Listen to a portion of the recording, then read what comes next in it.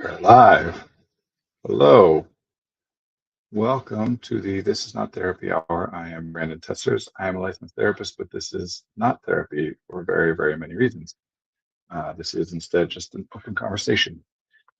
I'm here for the next hour or so talking with you all, doing my best to make my guesses about who you are and what you're interested in and how what I'm saying is coming across to you, how I'm impacting you. For those of you who are willing and able to participate in the chat, I appreciate that because it gives me a lot more information on which to base those guesses about who you are and what you're interested in and how I'm coming across to you and how I'm impacting you. Um, I want to apologize quickly for missing the stream last week. I believe, man, I'm still turned around. It might even be 2 weeks in a row now that I've missed. I'm not sure. Um, I am traveling and working remotely while traveling, um, and had some things come up that were unexpected and wasn't able to get to the stream or send out an announcement about being canceled. So I apologize for that for anyone who was there or expecting to be there. Um, I am in a different location than usual today at a lake house that my wife's extended family has. We're visiting and spending time with family, which is nice. And it's nice to be in this modern day and age where I can travel and work remotely as opposed to just not even being able to be with my family at all. Um, I work at a small private practice, therapy practice called Effective Artistry. Our office is located in Northbrook, Illinois. We do individual, couples, family, and group therapy with people in the states of Illinois and Wisconsin. We also work with a couple of coaches who can work with people all over the world via the internet. Those coaches are trained as executive functioning coaches, but have their own additional specialties as well: parenting coaching, business and professional coaching. Um, the way this open conversation works is just like any other. Right? Humans, we pay attention to things, and whatever we're paying attention to, it impacts what we think, what we feel, what we do. In a conversation, each person is paying attention to the other, and so if you're paying attention, what I say impacts what you think and what you feel and what you do next. What you say, if you do it via the chat, impacts what I think and what I say and what I do. I'm going to start by talking about whatever I'm talking about, just so that we're not just sitting here silently with dead air waiting for somebody to chat. Um, but please don't hesitate or worry about like whether what you want to say is on topic or distraction or anything like that. This conversation goes where it goes. Plus, I'd rather be talking about whatever you're interested in than whatever I happen to be talking about anyway. Um, I think that's, oh, I try to do my best to read out the chat comments as they come in because we're streaming on 3 different sites simultaneously, and each of you will only see the chat comments that come in from the platform that you're on. So if you're on Twitch and someone says a chat from the Twitch, then you'll see that, but not if someone from the Facebook or the YouTube puts something into the comments. I think that is it. So it's good to be here. It's bothering me that I can't remember if it's been 1 week or 2 weeks in a row that I canceled. I think it might be 2 weeks in a row that I unexpectedly canceled both of them. Man, summertime is an interesting time. I have 3 young children, so summertime they're off school, and that's when we get to do, traveling, and I get to be with my kids a lot more, which is great. But it also means that in the past 5 weeks, I've been in 4 different houses, staying in different places. Easy to lose track. It's that transition time, and it is an interesting thing, and I think kind of cool, although I understand, has its downsides for sure, that American culture is so seasonal like this. I mean, part of that obviously is due to the seasons themselves, that like a lot of the things, a lot of the places that are outdoor, or a lot of the places in the United States are temperate. So it gets cold in the winter and snowy, and therefore, when you're wanting to do outdoor things, unless you're specifically wanting to do like snow or ice related things, people are doing that more in the summer. So that plus the fact that schools are off during the summer means that summertime tends to be a time of travel and big activities, and transition. I don't know if this is true broadly, what I'm about to say, but I've heard it several times about Chicago, where I now live in a suburb of Chicago, but lived in Chicago for several years. Um, that the majority of people's leases, year-long leases for your apartment that you're renting, would go from June to June or July to July. And I don't know, I imagine that's likely true of like at least most major cities, just from the number of people who like graduate college or graduate from high school and then move to the city and pick up leases right around that time. Uh, but it's an interesting thought.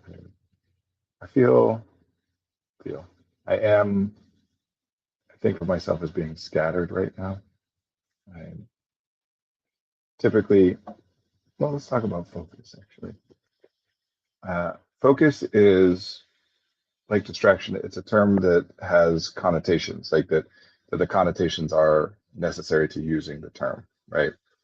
That we might say that something is cold, and that can have connotations of like being undesirable or bad.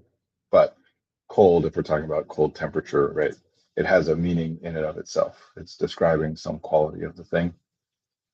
Focus is not like that. Focus is not describing some empirically observable, determinable thing.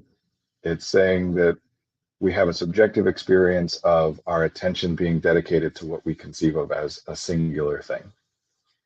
And that was so wordy and probably not clear at all. Um, I like to try to explain it to people this way. And this is, you can see my like gamer nerd background coming out and conceptualizing it this way. That imagine it that at any given moment you have 100 points of attention, right? That you can dedicate to noticing something.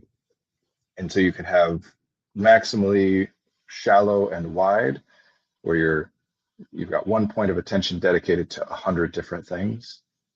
Brandon's a gamer nerd. I know it's a shock, right?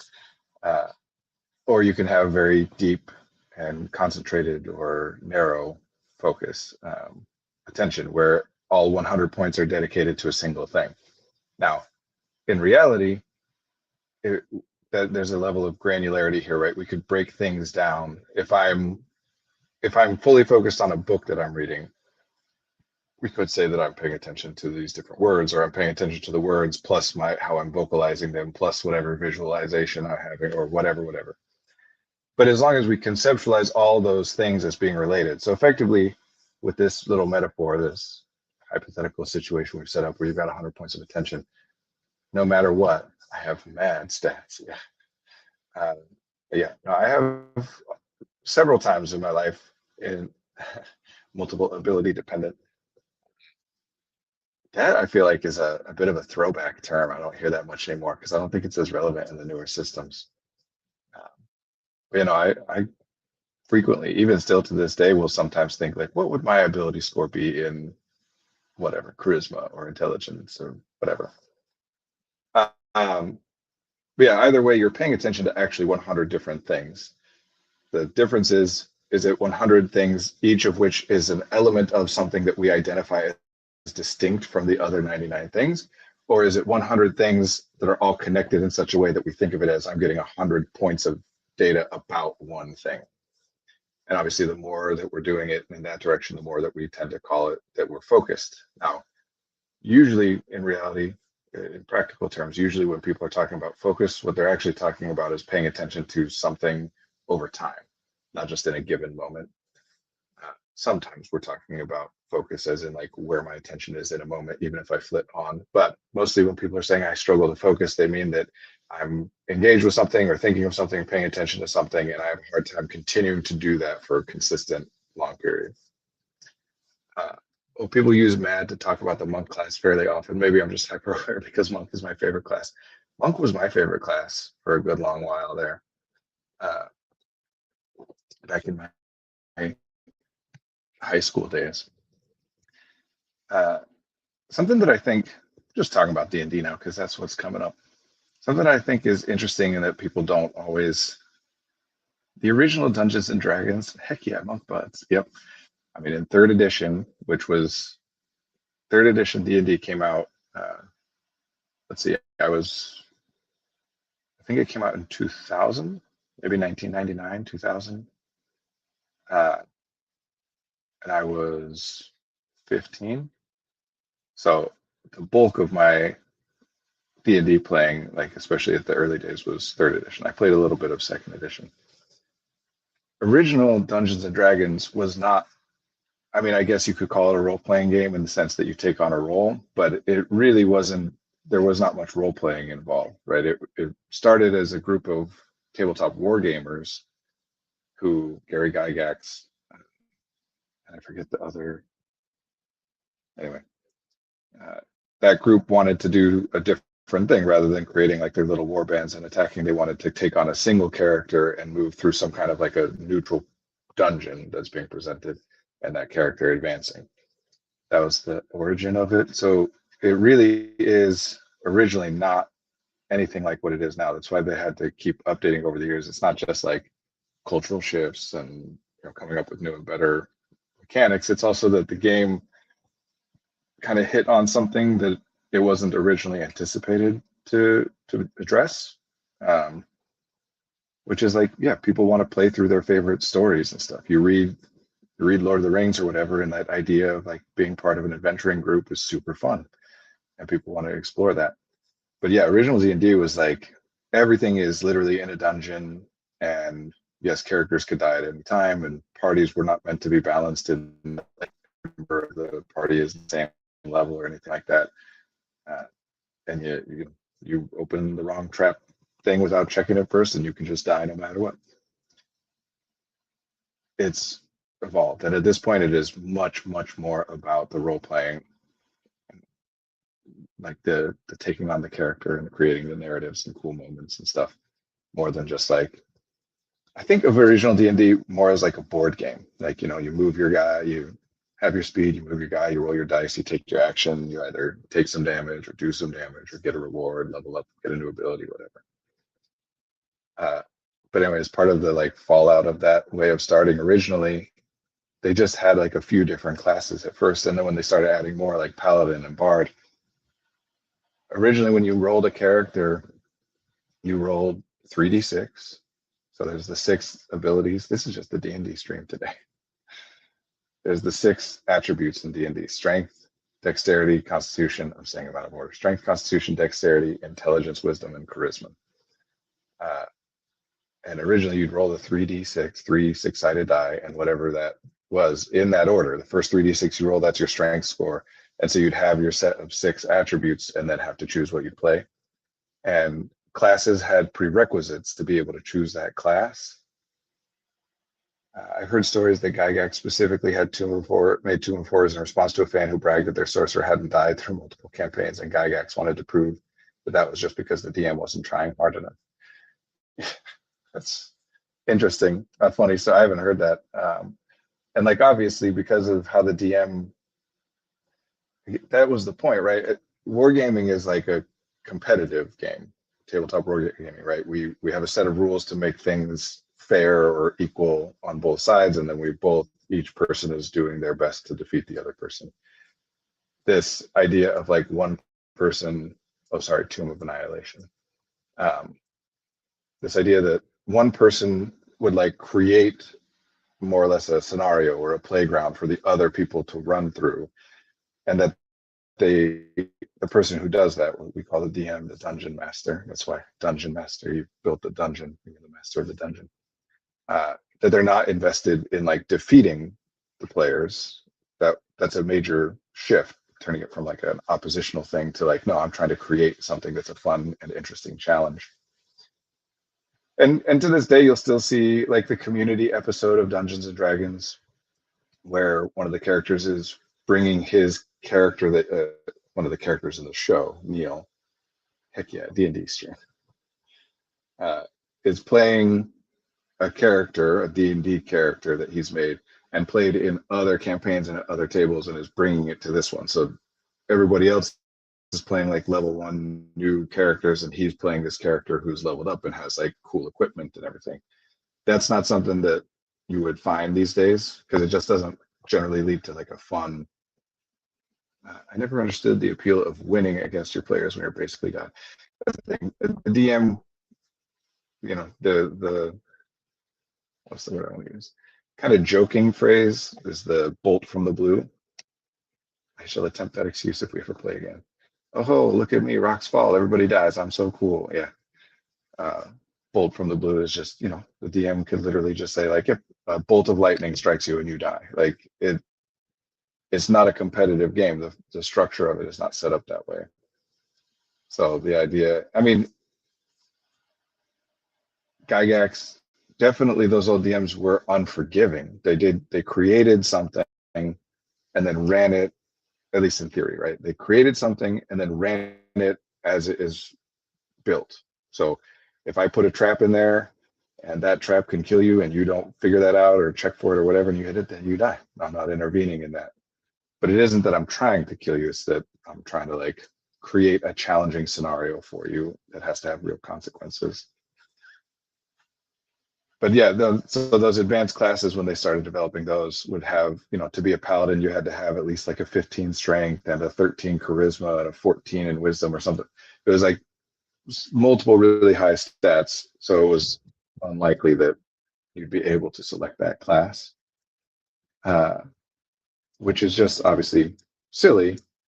Some of the things here, like if I'm going to go from table to table, I could just show up with a character sheet I've made and be like, yep, this is all stuff that I've earned, and I'm level 18 or whatever, which is fine if that's what people have fun doing, but it leads to unfun play patterns where like one character is taking on every challenge, or if everything is on at a challenge level that's appropriate for all the other players, then nothing matters to them. A lot of this came up recently. I was talking with my gaming group about, let's talk about that. Maybe, I don't know. We'll see. So in this most recent, so the current edition of Dungeons and Dragons is 5th edition, which has been wildly successful, like by far the most successful edition of Dungeons and Dragons. It came out, I want to say probably 2015, 16, something like that. Yeah, technically 5.5. So prior to this, prior to 5th edition, they had been updating like relatively frequently. 3rd edition came out in 2003.5, where they fixed some spot fixing stuff was like 2003 or 4, not much later. And then 4th edition came out in 2008, 2007. But 5th edition's been so popular that they don't want to like reset it all. But yes, enough stuff has moved along. 2014, because 5.5 was 10th anniversary. Right.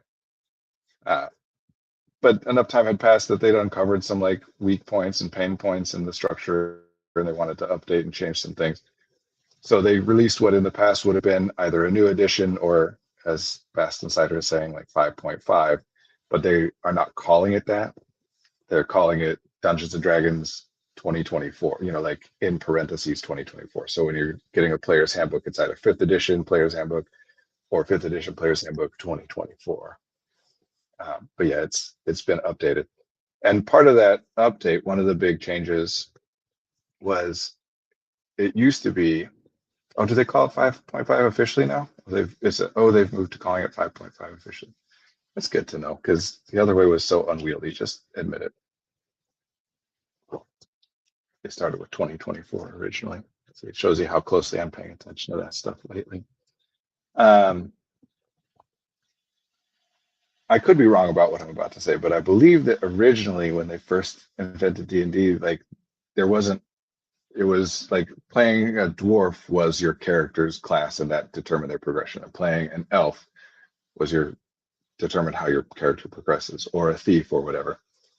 But everyone used 5.5 and they broke down recently. It's much easier. It's better for their marketing materials and stuff too.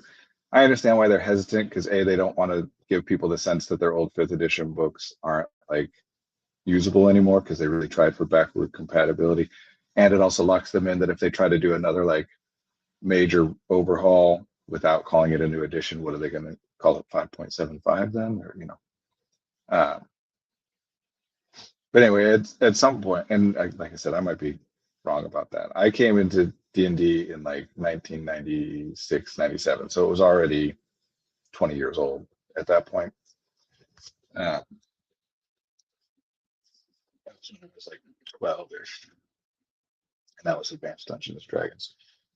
But at some point, people decided that they wanted to be able to play like an elf who didn't follow this particular path of progression. So they broke it into two categories and what they used to call race and class. So you'd pick your race, which was human, elf, dwarf, hobbit, to call it halfling, gnome, whatever. And then your class, which is like your job, fighter or thief, which they now call rogue, or a cleric or a wizard or whatever. I came in with 5th edition, so I'm a D&D baby. Probably shouldn't be correcting anyone. No, I appreciate the corrections, and you're paying paying much closer attention than I am. So thank you. I like getting information. An issue with that way of doing things. So in terms of play patterns, that was much more enjoyable because now players had much more freedom and flexibility to choose different things and tell different stories. And over time, in order to make both of those choices meaningful, not just have like being an elf or a dwarf aesthetic, but actually have differences in the gameplay, they changed things so that some mechanical aspects go with the race choice and some go with the class choice. And the class was like what you do, and the race is like who you are. So anything that they thought of as being more of an inherent trait, they put on that side, whereas more of like a learned skill or developed ability, they put on the class side. That meant that attribute bonuses and attribute modifiers, pluses and minuses, went on the race side. So for a while, it would be like if you're playing as an elf, you'll get a +2 bonus to dexterity and a -2 to strength or whatever. They also had other blah, blah, blah, whatever. I guess we don't need tons of detail on this. Anyway, what people have pointed out more recently, that also contributes to unfun play patterns because the things that you do rely on your attributes. So it makes it so that playing an elf who is a rogue is just always going to be better at some things than a dwarf who is a rogue or whatever. It used to be in 2nd edition, it was impossible. You couldn't do that. And then in 3rd edition, they're like, you can do whatever you want. There's just penalties if you do things in certain ways, whatever. So they wanted to change that. And then the other thing that people kept pointing out is this concept of what we call bioessentialism. So now we're expanding, broadening from the world of D&D to the broader world. This is very, very relevant concept for real life, and especially when it comes to neurodiversity, executive functioning, therapy, mental health, whatever, all this stuff. Bioessentialism is the idea that your biology determines whatever characteristic or attribute or experience that we're talking about that we're looking at it from a bioessentialist view. So for example, in our modern American culture, culturally we have a bioessentialist view of intelligence. Does any person of color or Northern European character get any automatic race class bias? So that is part of what came up here in these conversations. It is shocking to most people and very unfortunate the extent to which our culture is founded on this idea of bioessentialism. So people, when thinking and talking about racism, tend to be focused on the feelings and actions of a particular person in regards to people of a particular race, right? That if I treat people of color equally as I treat people who are white or whatever, then I am not racist. But it's more insidious than that. So intelligence, I was saying, is something that our current culture treats as a bioessentialist, with a bioessentialist view, that it's your biology which determines how intelligent you are. By the very nature of what we're talking about culturally, when our culture is discussing the concept of intelligence, we are very specifically not talking about knowledge or skill that a person has accumulated, but rather some inherent trait that a person has that is unchanging within an individual from one context to another, right? Whatever level of intelligence you have, you're always that level of intelligent, no matter what it is you're doing. It varies from one person to another. There are positive. I would say, or some people would say, that there are positives and negatives, benefits and drawbacks. But generally in our culture, it's viewed only as a good, right? That very rarely is there any idea that here's the thing I'm trying to do, and if I wasn't as intelligent, I would do it even better than I'm currently doing it. That idea about intelligence as a bioessentialist characteristic directly comes out of what we can, in quotation marks, call race science. Unless you find a magic boon that raises your intelligence score if you read it. The concept of intelligence as a personal characteristic that is unchanging within an individual but varies from one to another, that concept in its origins, which is really like the end of the 19th century that this concept really was being put out there. You just might have to fight being possessed by a demon trapped in the book in exchange. But yeah, that concept of it as a personal characteristic and one determined by heredity comes directly out of race science. People who were starting with the premise that, white people and black people and Chinese people and, whatever, different races are inherently different in some way other than aesthetics, and then kind of reverse engineering to figure out what that is.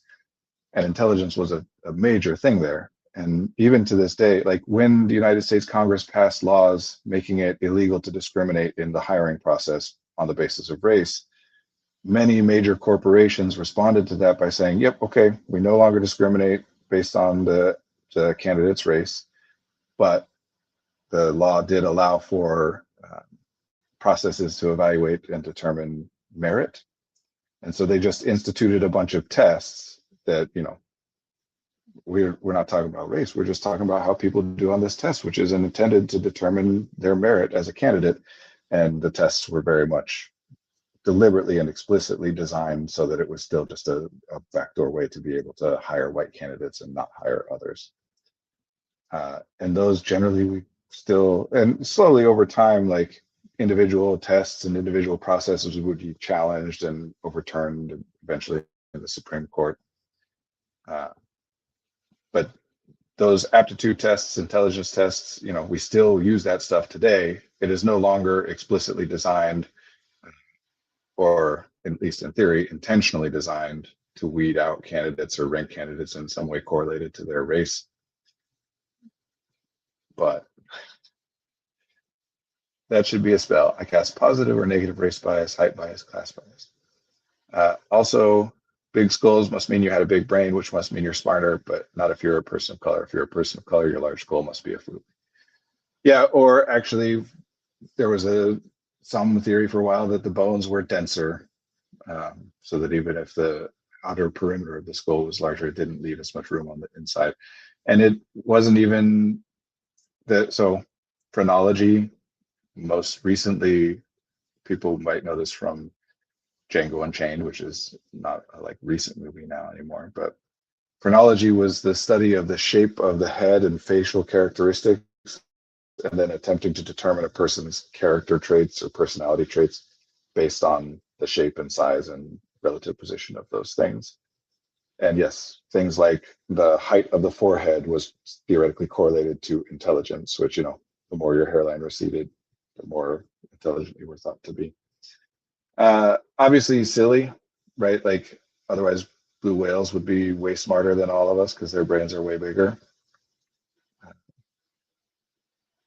Anyway, so that bioessentialism, it has its roots in deep. It's a simplification of really complex and nuanced things that even when people are genuinely and legitimately engaging in good faith, the complexity and the nuance is beyond the capability of human beings to be aware of in full detail. I would argue that,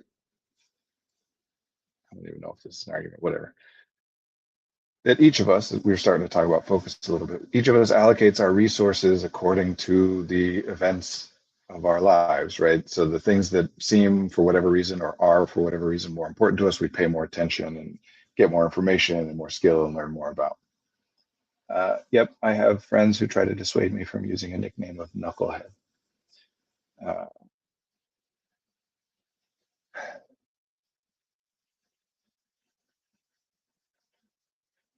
The term Caucasian, by the way, comes from this period because I forget who it was, but one of the thinkers around this, can't remember who it was, divided all the people of the earth into, I think, four categories. There was what they deemed Mongoloid, which covered most East Asian, Middle East, and South Asian peoples. There was Negroid, which covered Black people. White people they called Caucasian, under the idea that that people who settled Europe originated in the Caucasus region, the Caucasus Mountains, famously also where people from the subcontinent of India's uh, long long distant ancestors came from, but not considered Caucasian in modern parlance. There's so much stuff with race. We don't need to talk all about race. But the idea that your body determines personality characteristics, that's something. So prior to that, prior to the late 19th century, funny that we still use that term. Language is weird. Yes.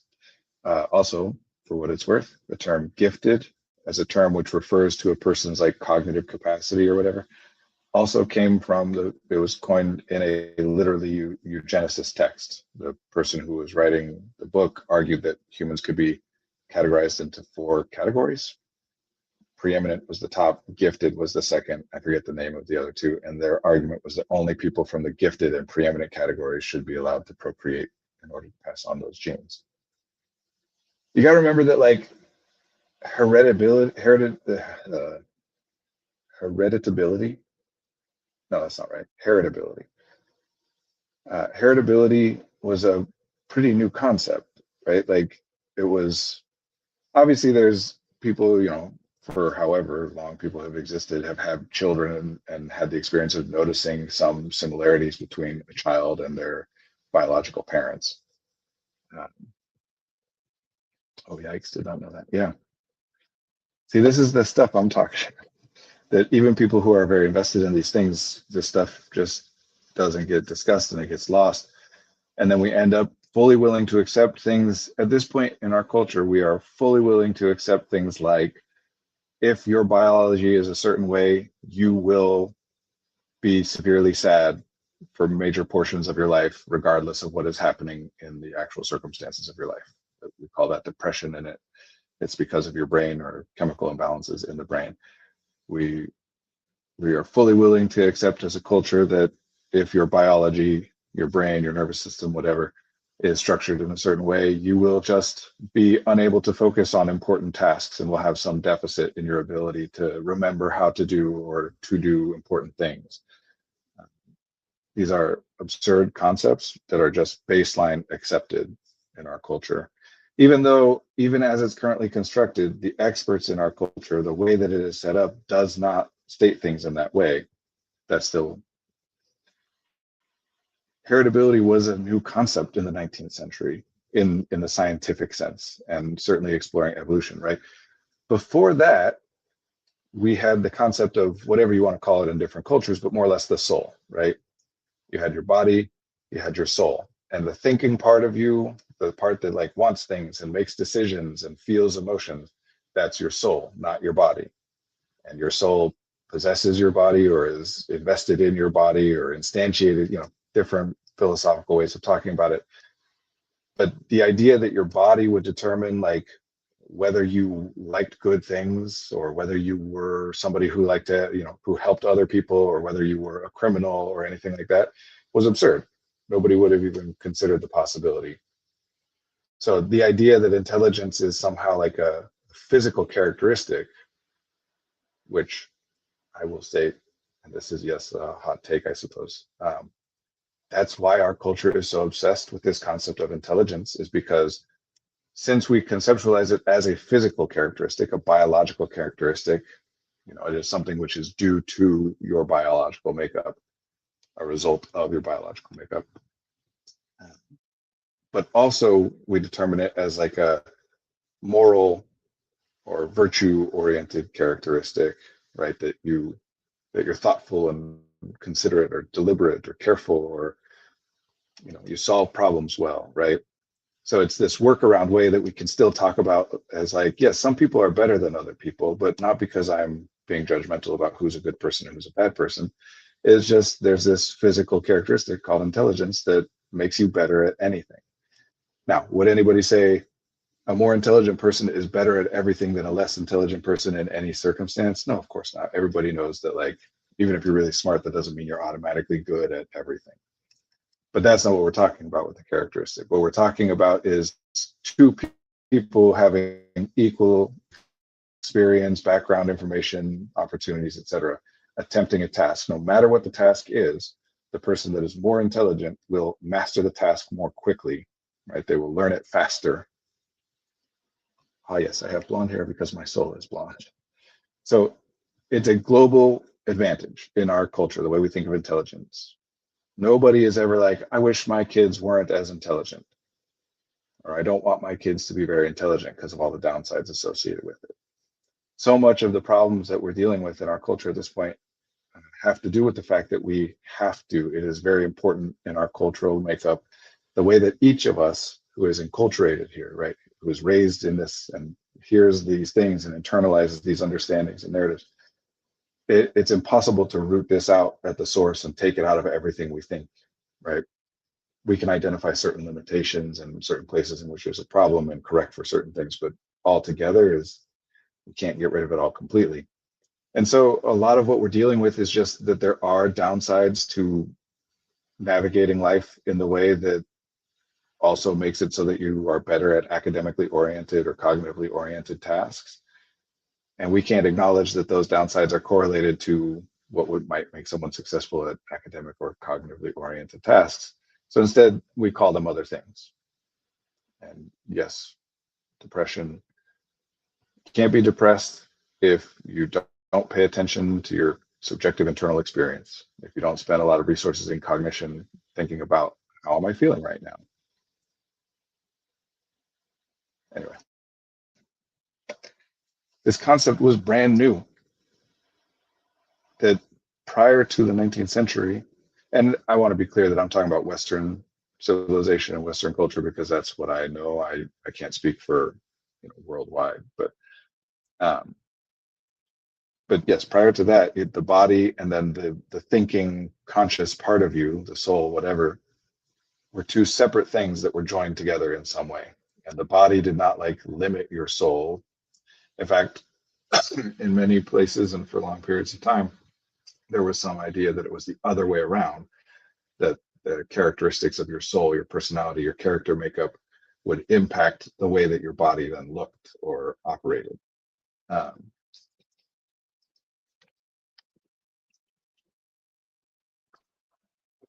Bioessentialism, it's been around a long time.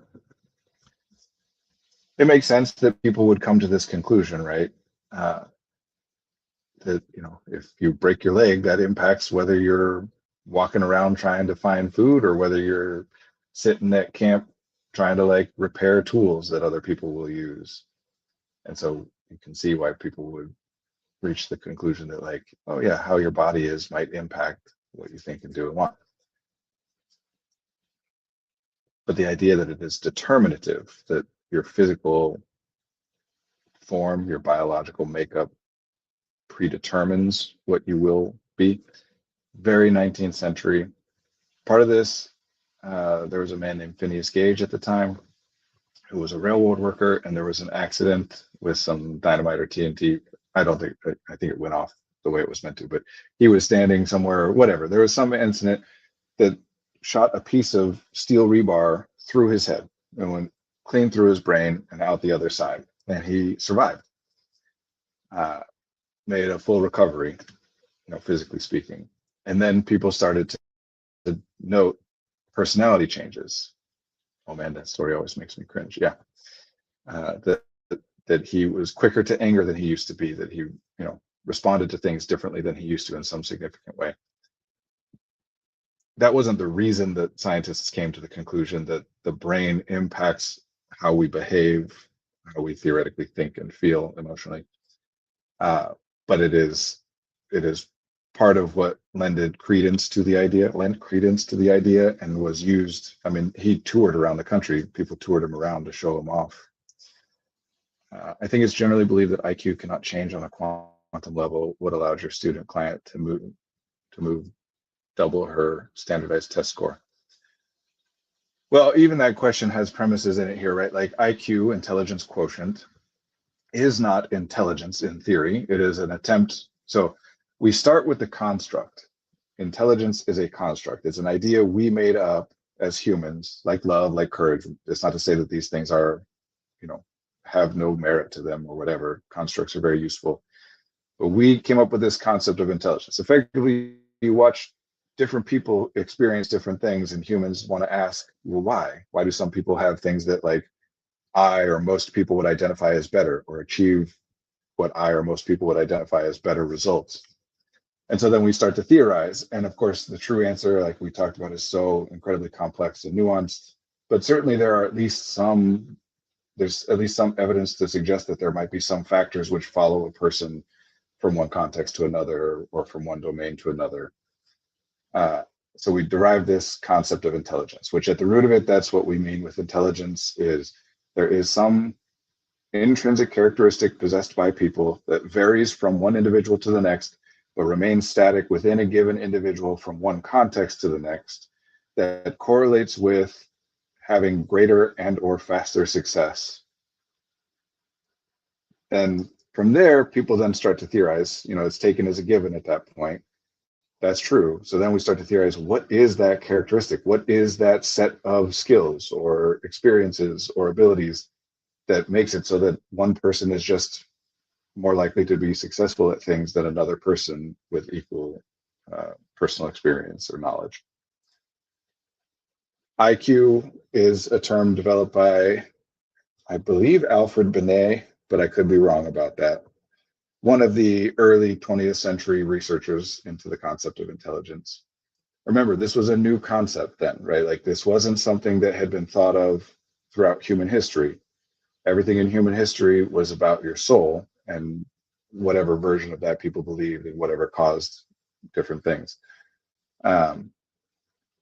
This concept of intelligence was new in the latter half of the 19th century, very, very, very closely and inextricably linked with race science because of what was happening with enslaved Black people in the United States at that time, and how people were viewing them and responding to the Emancipation Proclamation, the idea that legally speaking they were deemed to be equal, prompted a lot of reaction from a lot of people who were not on board with that idea.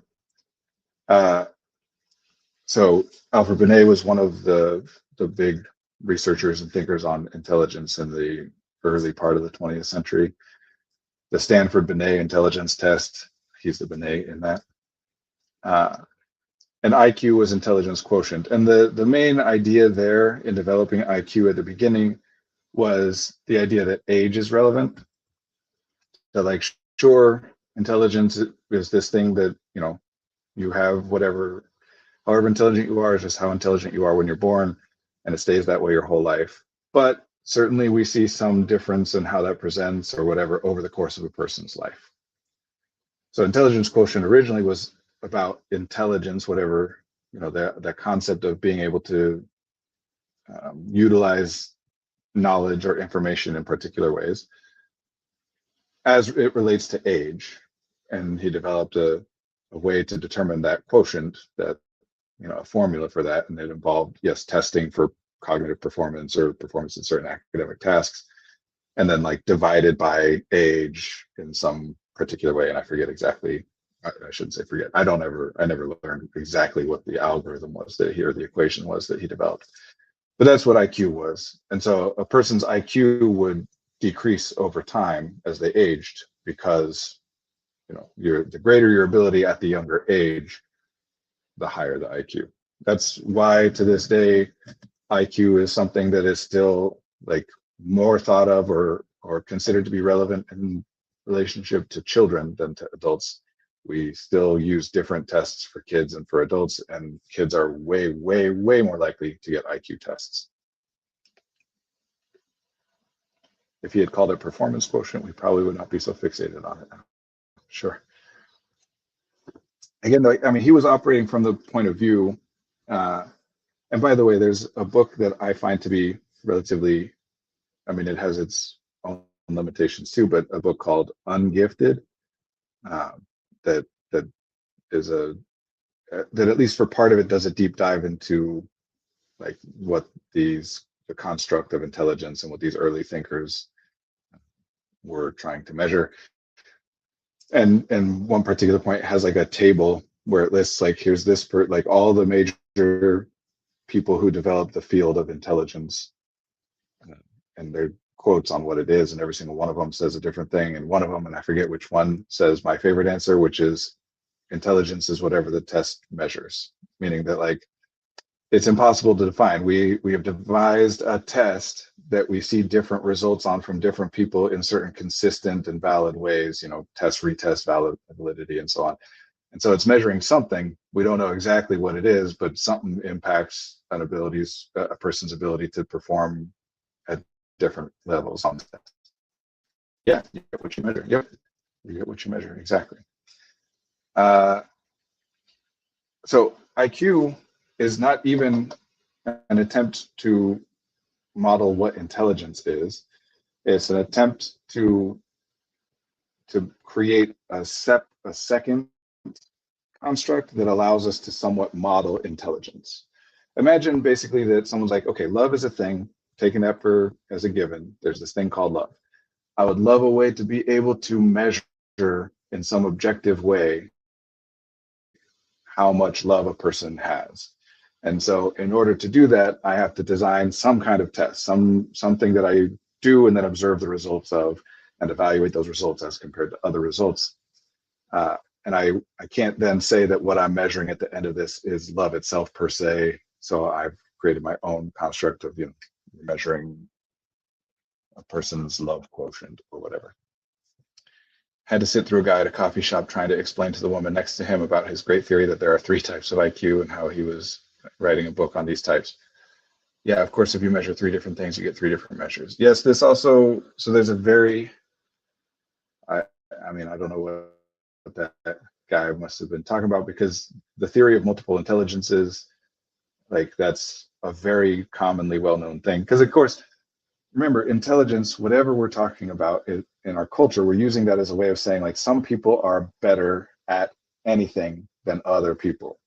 Not, right? This person can have more skill and experience and can be better than a more intelligent person with less. But all other things being equal, a more intelligent person will do better at any task than a less intelligent person.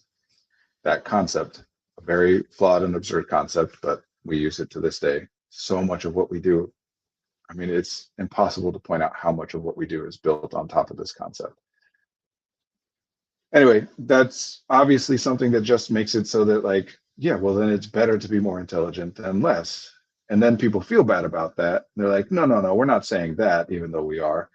But we don't want to acknowledge that that's what we're saying because that sounds bad. That feels bad. I don't want to think of myself as saying that. So instead, we say things like, well, everyone's intelligent in their own way. And then we come up with things like the theory of multiple intelligence, that there's kinesthetic intelligence and that there's emotional intelligence and so on.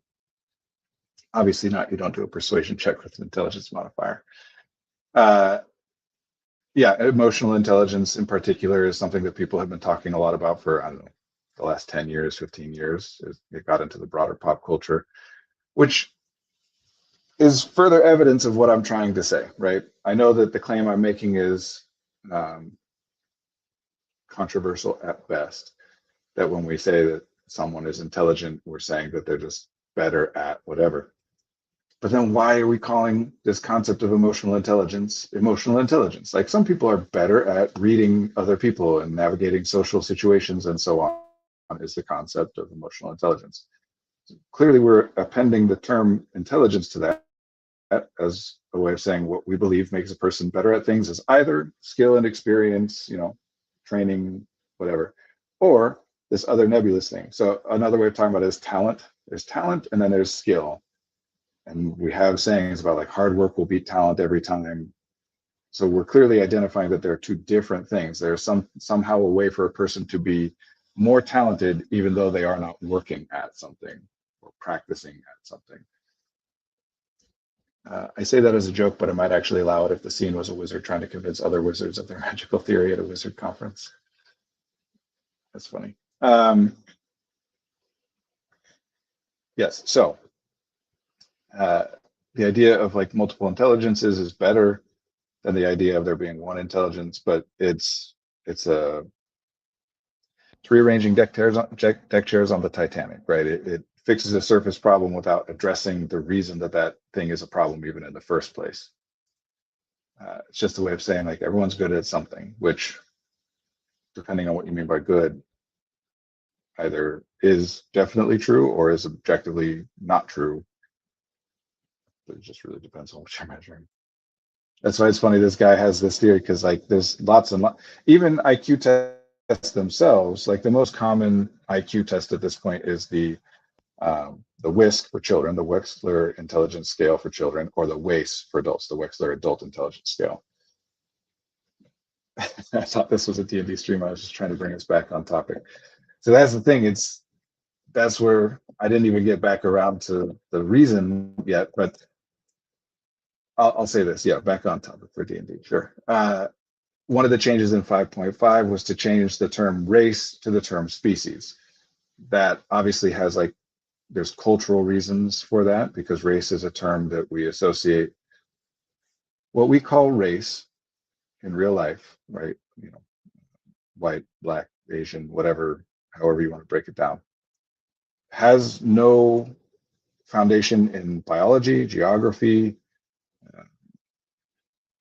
It doesn't, this idea that people have that like, yeah, race is a thing, you are or are not something based on some like objective measure of things is not true. It's an aesthetic determination. There is no biological delineation between different races.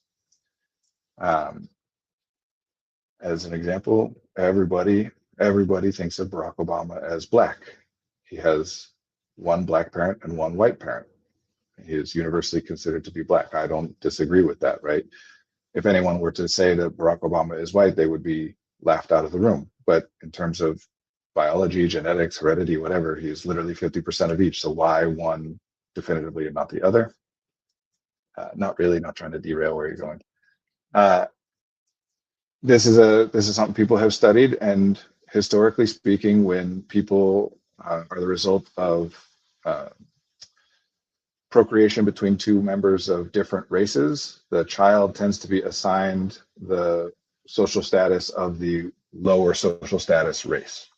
So a child that's in our culture half black and half white, one black parent, one white parent, gets assigned the status of black because it's the lower social status. It's just, it's aesthetics, and it's to some extent culture.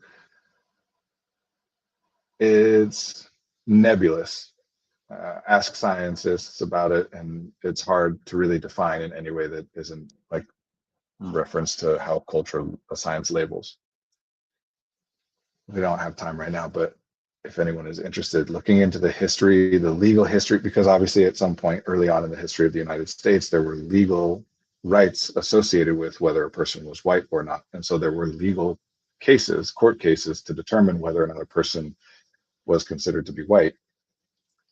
It's an interesting history. Anyway, so in D&D, when we're talking about like elves versus dwarves, where there are very clear biological distinctions, that the term race doesn't really apply there, even though that usage of race has a different, not far back etymological origin, but you know, it doesn't come from people thinking like elves are like white people and dwarves are like black people. It comes from this concept of like fantasy races or fairy tale races that, you know, there are in stories from however far back, you know, humans create a different category of entity. Here's a sentient being that is not a human. It's a fairy, or it's a goblin, or it's a oni, or whatever. I can picture that charter thing in my head.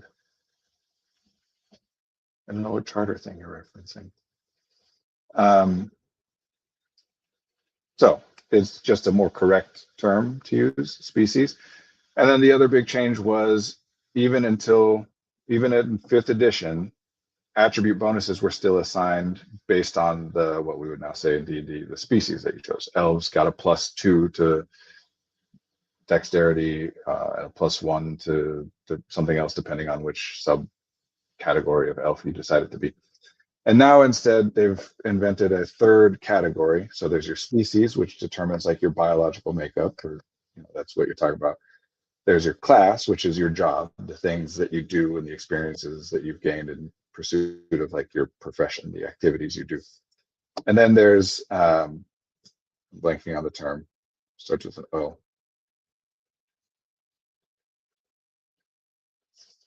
Origin. And that's like how you grew up, right? Kind of. So like one origin is novice, that you grew up in, or I think acolyte. You grew up in like a temple dedicated to some god, like serve, helping to run the religious rites and working with the clerics or priests in that temple. Or sailor is an origin that you were out on the open seas. What you did on the boat is going to dictate whether you're talking about whether you're a rogue or a fighter or whatever. But either way, that's the context. The document that's in every textbook that defines if you're half Mexican and 1/4 English and 1/4 native, you are classified as this thing. Oh, I'm not aware of that. That's interesting. I'll take a look. And that change was controversial because people are talking about like, well, these are fantasy races, and this is a complicated thing. The reason the conversation came up with my particular gaming group recently was because someone was saying that Tolkien was racist, which I think personally, not that I've like investigated this argument very, very deeply, but I personally think is a specious argument at best. I know, for example, that like at one point, as they were printing foreign language versions of the Lord of the Rings, a German publisher was interested, and at the time this was in the ramp up to World War II, the Third Reich, and they were not willing or were not legally allowed to publish something written by a Jewish author, and so like wrote him to ask, like, you're not Jewish, right? Basically, and he wrote a letter back saying like, no, I'm not, but Jewish people are awesome, and I would be proud to think of myself that way, and you can't publish my book. But the claim being made here is that in the creation of, in the Lord of the Rings, the idea of orcs, an entire race of sentient beings, all of whom are evil and warlike and violent and brutish and aggressive, right? That's bioessentialism. Now, some people I think will mistakenly identify that as like, oh, that's him subconsciously or in some unintentional way, incorporating stereotypes or characteristics associated with Black people or other people of color into this like bad person race or whatever, which again, I think it says more about the people who are viewing it that way than it does about, if I'm writing a book and I create a character who is like violent and aggressive and brutish, right? And then someone were to analyze that and say, he's assigned characteristics to this that are stereotypically associated with people of color. Like, that's just because of how people associate characteristics with people of color, right? It doesn't mean that any character that way is intended or designed like that or in exhibiting an implicit bias. Now, there are times, and this is of course all arguable, right? You can debate for the most part. Sometimes people will give clear answers, but you can debate to what extent, like, is this, sure, like you can create characters that are X, Y, and Z, but they also incorporated A, B, and C, which is very closely linked to real stereotypes in real life that associate X, Y, and Z with A, B, and C, and those things aren't inherently linked, and so it does seem like that's influenced either intentionally or unintentionally by some real life bias or stereotype. Um, so some people, I think, very, um, what's the word I want to look at? What I want to use. I very much agree with and appreciate that many people have explored this and brought this conversation to the forefront in D&D and in fantasy literature and fantasy genre, sci-fi genre, fiction altogether. I think that the message then gets kind of distorted as it's disseminated. That what we're really talking about is this concept of bioessentialism, that relying on the idea, because what Tolkien did was he referred to the Lord of the Rings and the Hobbit as fairy stories. He was taking from what he called fairy stories, what we now would mostly call like fairy tales or like folklore or myth, whatever.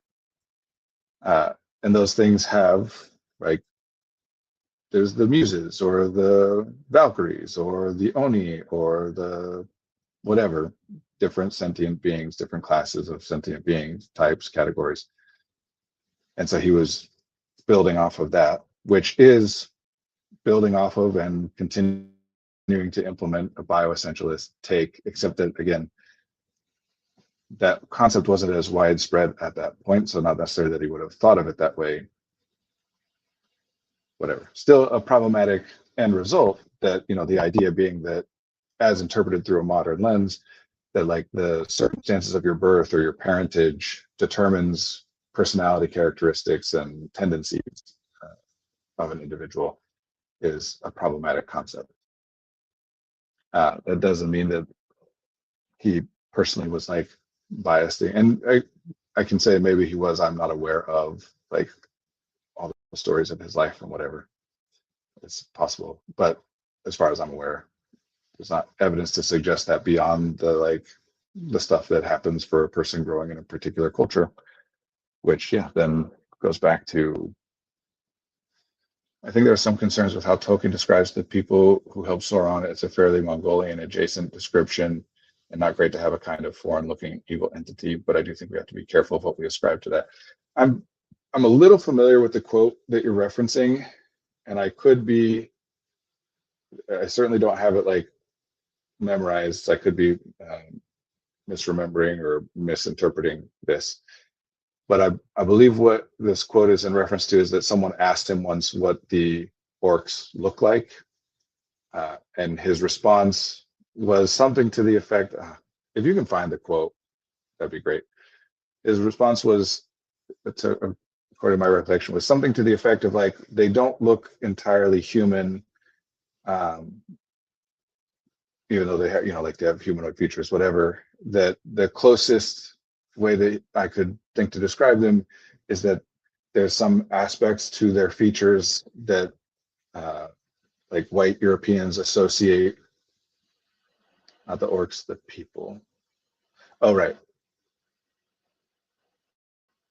Uh, that I think in the quote it says something like, the closest I can think of is something like what white Europeans most negatively associate with Mongoloid people, which, remember, at the time Mongoloid was a way of categorizing not Mongolians, but East Asians, Central Asians, Middle Eastern, South Asian, Southeast Asian.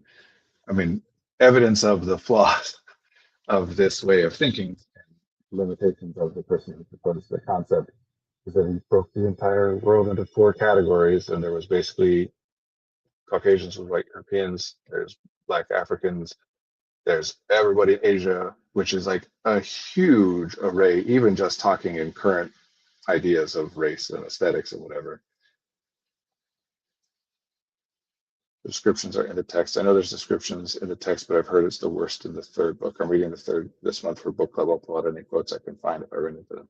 I would be interested to know. Anyway, regardless of the intention, separately from the specific, I'm a big fan of a concept called the death of the author. It was a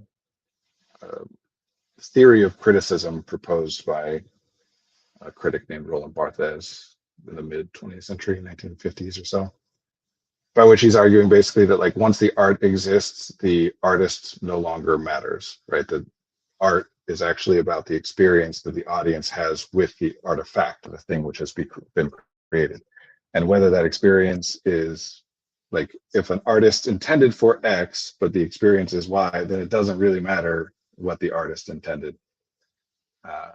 And I know that that gets complicated with when it comes to like the idea of not purchasing works by particular people in order to avoid supporting them, although that I would argue that there's a difference between contributing materially to someone's power and influence versus whether or not you can appreciate the thing that they created or evaluate it on its own merits. But I would also argue that people's personal beliefs show up. And yes, a lot of this that I'm referencing there most recently has been discussed in terms of J.K. Rowling and Harry Potter.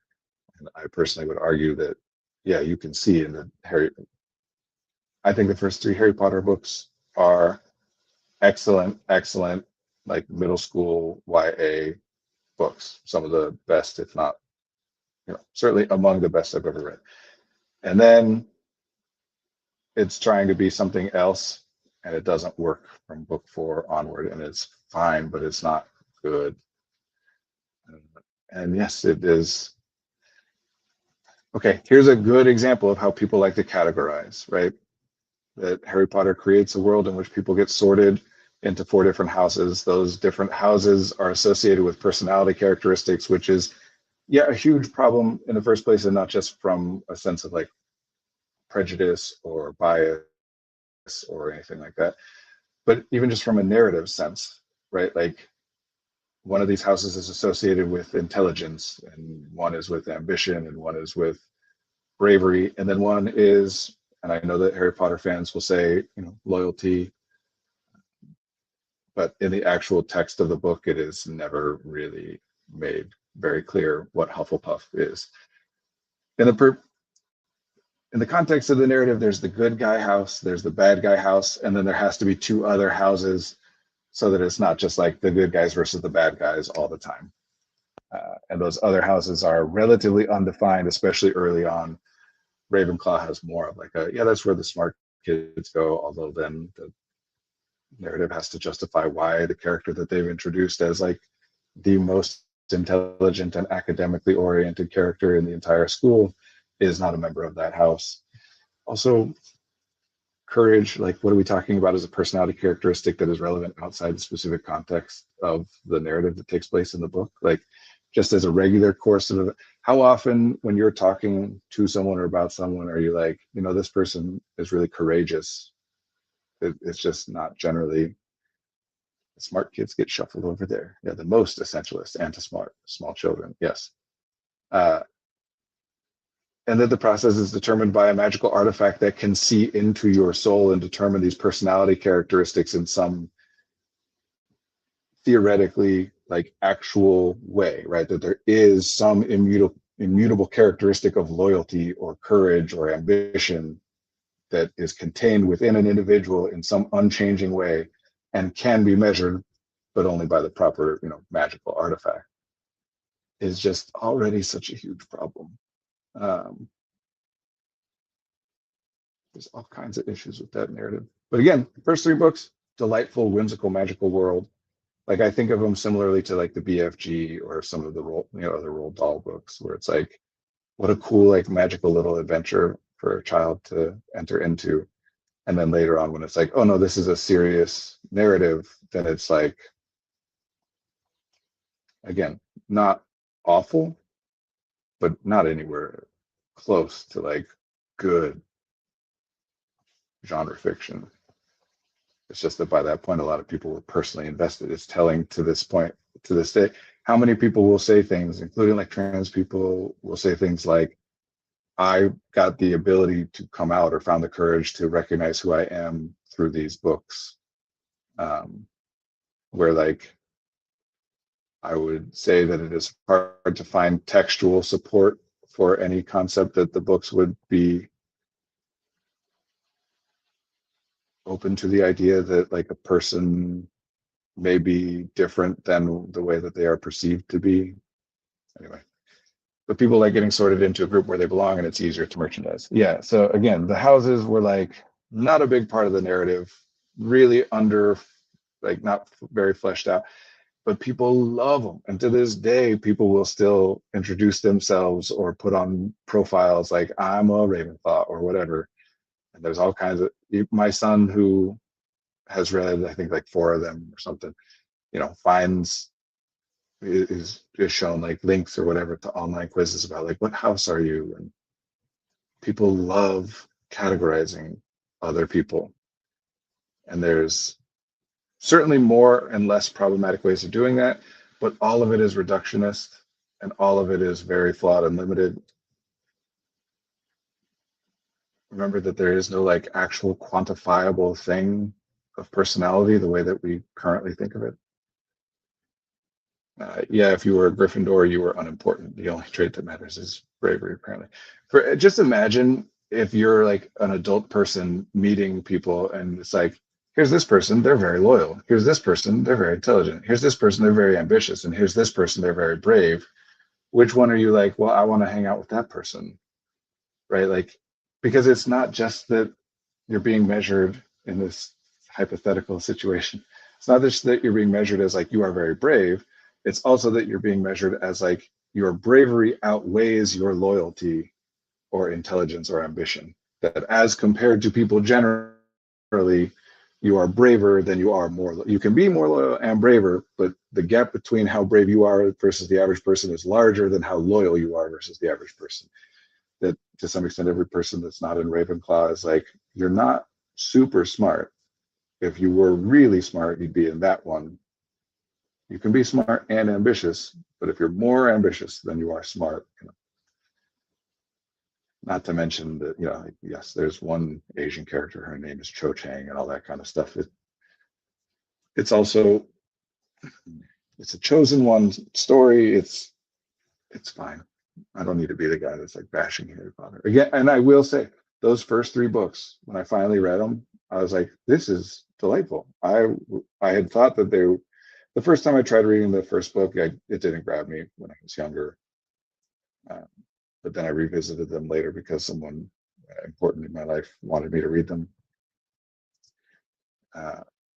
And when I finally did, it was like, actually, yeah, these first 3 books are incredible kids' books. And then it changed. It's like, oh, no, this is, yeah, someone wrote themselves into a corner and trying to write their way out of it. Anyway, this bioessentialism idea, still all over the place. Part of the reason it became so big in our culture. Honestly, I like ambitious people. I have a lot of respect for people who want to get out and change things. Obviously, not being a jerk is more important than whether you're ambitious, right? And that's again, like, are we going to talk about ambition as the very concept of personality as characteristics, as a set of characteristics? Even like the better models of personality, like the current, most in vogue and accepted one is the big 5-factor model of personality.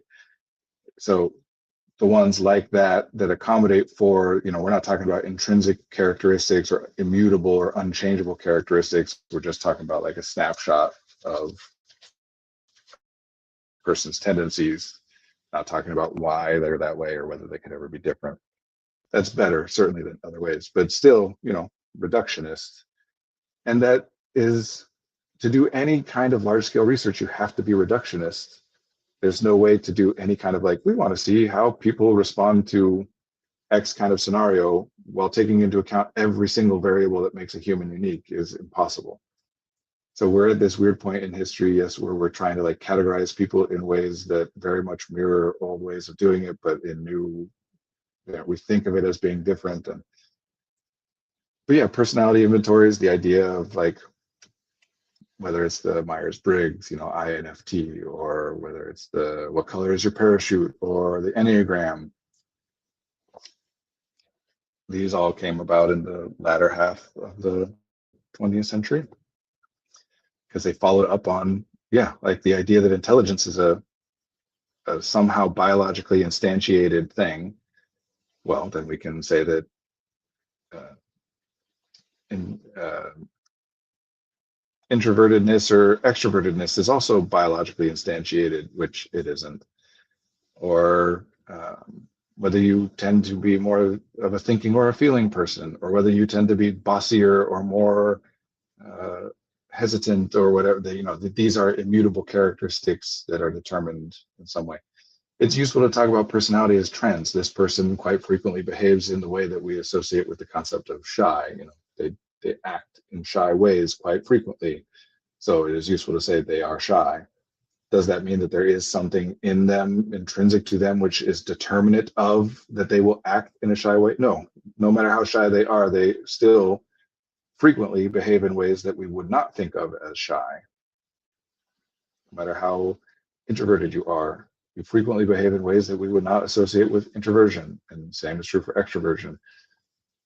Is it useful to categorize people as compared to the mean? In some ways, it can be. Usually those ways are far more limited and rare than people generally think. But we love to categorize people, not because we're bad people, but because we have limited resources, finite cognitive resources. You can only be aware of so many things. I can't know 8 billion people. It's literally not possible. No matter how much I care, it is just not possible for a human to do. So you have to, if you're aware of the idea of 8 billion people, you have to categorize those people into some pretty large and broad groups. I love it so much. Yes.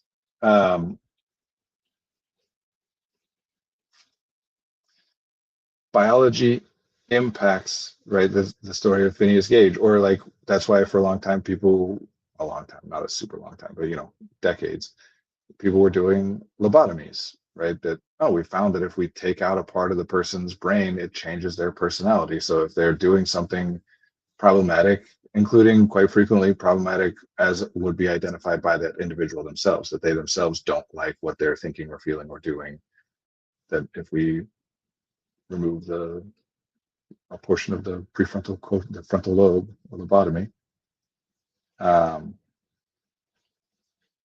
then sorry, I got distracted by a comment. I'll read it, but it's more personal. It's from Coach Fitz, my father. Super cool news just now, confirming tomorrow, but it appears I won't be able to come out in September because it looks like I booked the role August 24th through October. Yay. Yay, cool. I'll talk to you about it off the stream.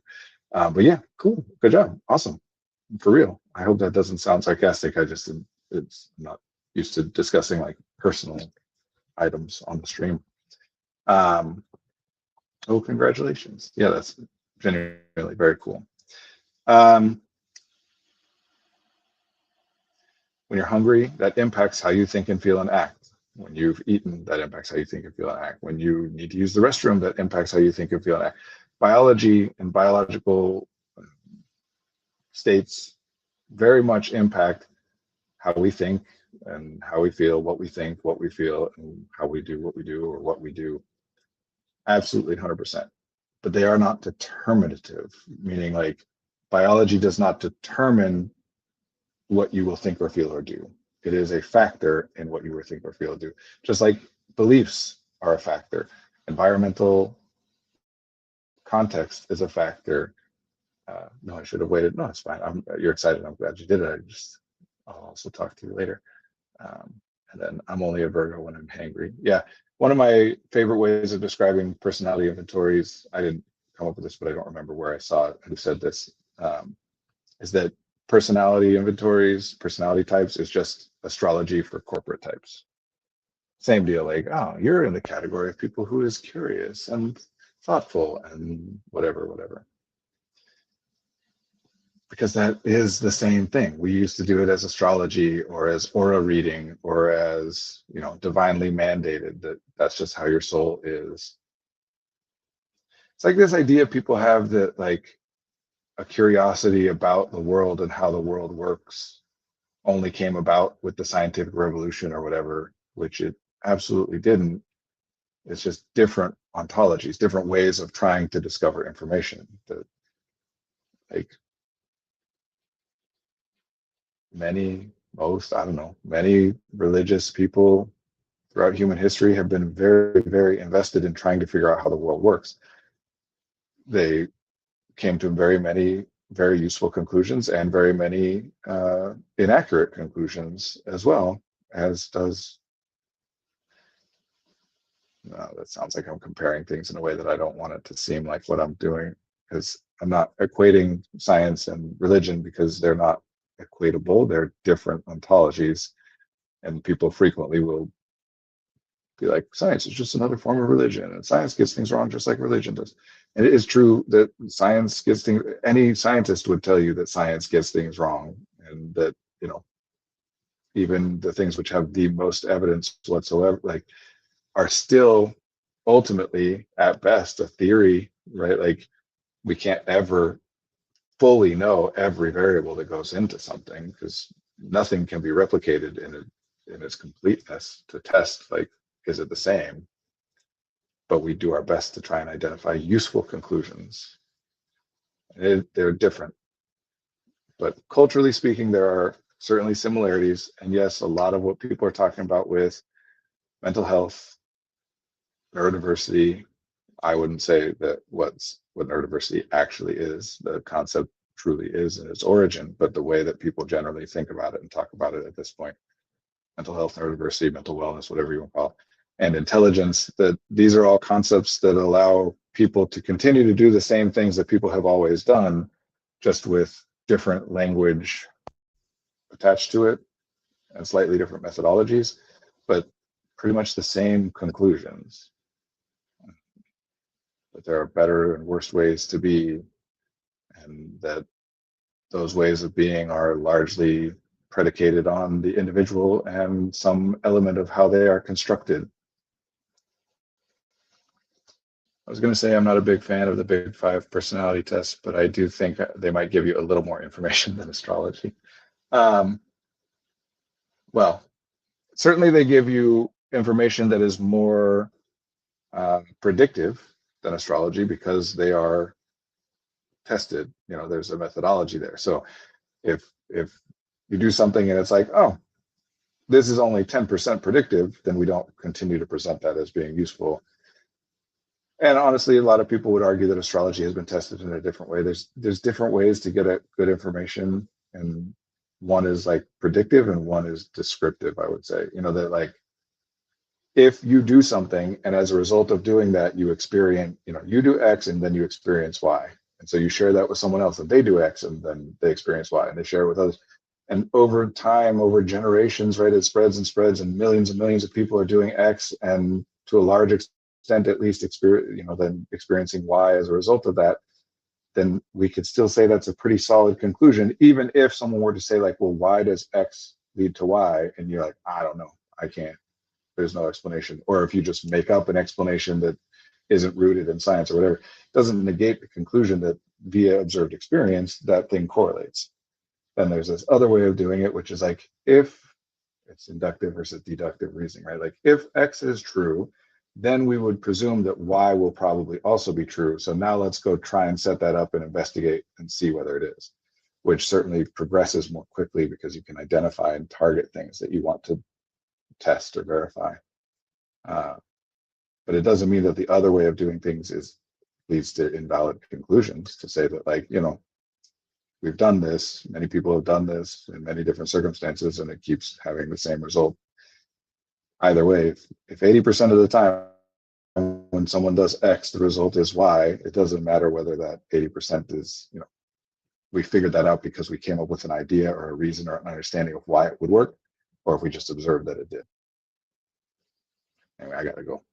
It's fun to be with you all. And I don't know, there's like a lot of open questions I didn't get to, but very well, a lot of open threads that I didn't close, but I do need to wrap up. I will be here same time next week.